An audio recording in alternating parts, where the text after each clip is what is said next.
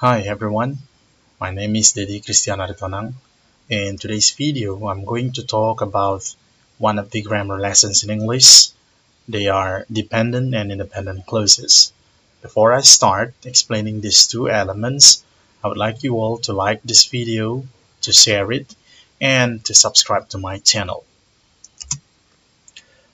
Talking about both dependent and independent clauses, we need to look at these three terminologies first: a phrase, a clause, and a sentence. So what is a phrase? A phrase is a group of words that does not contain a subject and a verb. Let me repeat, a group of words that does not contain a subject and a verb. When I say a group of words, that means there are at least two words. This can be seen in the examples. His history, right? There are two words. The house, the, and then house. My parents, there are two words. A spectacular bicycle kick goal, right? There are five words here. A spectacular bicycle kick goal. There are five words here. They are all, again, are phrases. They don't have the structure, subject, and verb. Now let's move to clause. A clause is defined as a group of words that contains a subject and a verb, right? This can be divided into two. The first one is called as a dependent clause, and the other is independent clause. While a sentence is a group of words that contains a subject and a verb. Maybe it's a little bit confusing to you because it seems that a clause is just the same as a sentence. The answer is no, they are not exactly the same. We will talk about these further in the next part of my explanation. Okay, so clauses, as I stated earlier, there are two clauses in English based on its status, based on whether it can stand by itself or not. The first one is dependent clause. I put it as DC here, and the other one is independent clause or IC. There are some characteristics of dependent clauses and independent clauses. First of all, a dependent clause, it's a group of words. Okay, I have talked about this earlier, and it has a subject and a verb. It's just the same as an independent clause, a group of words that has a subject and a verb. But the second characteristic, an independent clause can always stand by itself. It can always stand by its own, or it can always stand alone. It's just like its name. The name independent implies that it can stand alone. It's free from other influence. While a dependent clause can never stand alone because it has a subordinate conjunction. All right, this is probably a new term to you, a subordinate conjunction. A subordinate conjunction, whenever you see a subordinate conjunction in English, we can conclude that the sentence has a dependent clause. The sentence has a clause that can never stand alone. It means that when a dependent clause can never stand alone, it always needs the independent clause. It always needs the independent clause to form full meaning or complete meaning. But the independent clause, with or without the dependent clause, it can always stand by itself. Okay, let me put some examples here. When I see you smile, I can face the word. Okay, this is one of the lyrics from a band called Bad English. When I see you smile, I can face the word. This is one sentence, right? This is one sentence. And this one or this single sentence consists of two clauses, dependent clause and independent clause. So, which one is dependent and which one is independent? Guess you're right.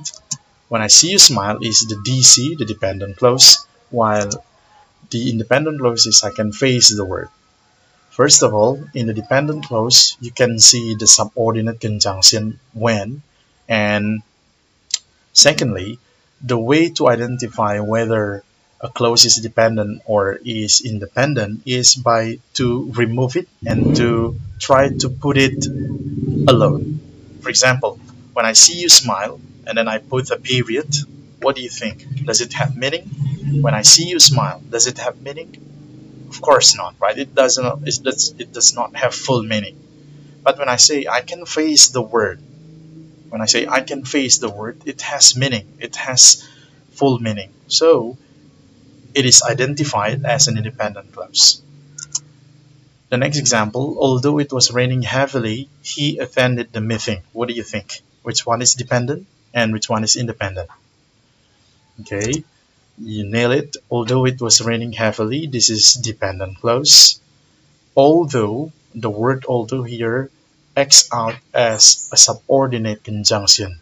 It makes the clause it was raining heavily cannot stand alone, while he attended the meeting is the independent clause. Okay, just like what we did to statement number one or sentence number one, let's remove these two from each other and check it out whether it has meaning or not. Although it was raining heavily, a period. Does it have meaning? No, it does not have full meaning because there is the word although or the conjunction although. But he attended the meeting, it has full meaning. So it is classified as an independent clause because it has constructed full meaning. Okay, you can rearrange the position of a dependent clause and its independent clause. I can face the word when I see you smile. The meaning is just the same. The difference is that when you put a dependent clause in front and the dependent clause is at the beginning of your sentence, like this, you have to remove the comma. Okay, if you see here, when I see you smile, the previous sentence, there is a comma separating the two, but when I put the independent clause in front, I can face the word when I see you smile, there is no more comma needed. And again, the meaning is just the same. Although it was raining heavily, this is the second sentence, he attended the meeting. Okay, he attended the meeting although it was raining heavily. Again, the meaning is the same, but you have to remove the comma here because the independent clause comes preceding the dependent clause. And a dependent clause is also known as an incomplete sentence. So because it's incomplete, then it cannot be used by itself. So when you use a dependent clause alone in your sentence, then I can only say that your sentence is grammatically incorrect. So independent clause is the opposite. It's a complete sentence. Okay, this answers the questions that comes in the previous explanation. It's about why does it seem that a clause is just similar to a sentence? Is that similar? Is that exactly the same? No. The answer is no. All right. These are some common examples of subordinate conjunctions: as, because, for, since, while, where, wherever, when, whenever, before, after, if, whether, that, until, by the time, in case, etc. These are just some examples. If you browse from the internet, if you read your grammar books, you will find more examples of subordinate conjunctions. The point is, when there is a subordinate conjunction, we can conclude that it brings out a dependent clause. It shows you there is a dependent clause in the sentence, which cannot stand alone. Now, I have some sentences here for us to identify. You need to identify which one is a dependent clause and which one is the independent clause in all the sentences below. Let's find out together. I eat when I'm upset. Okay, I eat, this is the independent clause. When I'm upset is the dependent clause. No comma is needed because the independent clause is at the beginning of the sentence. And you can rearrange the position. When I'm upset, there is a comma, I eat. After John completed the assignment, he went swimming. All right. After John completed the assignment, this is the dependent clause. He went swimming is the independent clause. All right. The word after is the conjunction, and it's subordinate conjunction. Number three, The coach forced Alvaro to play even though he was still injured. Okay, this is one sentence and it has two clauses. The coach forced Alvaro to play. This is the first clause. Even though he was still injured. This is the second clause. Even though he was still injured is the dependent clause. And the coach forced Alvaro to play. This is the independent.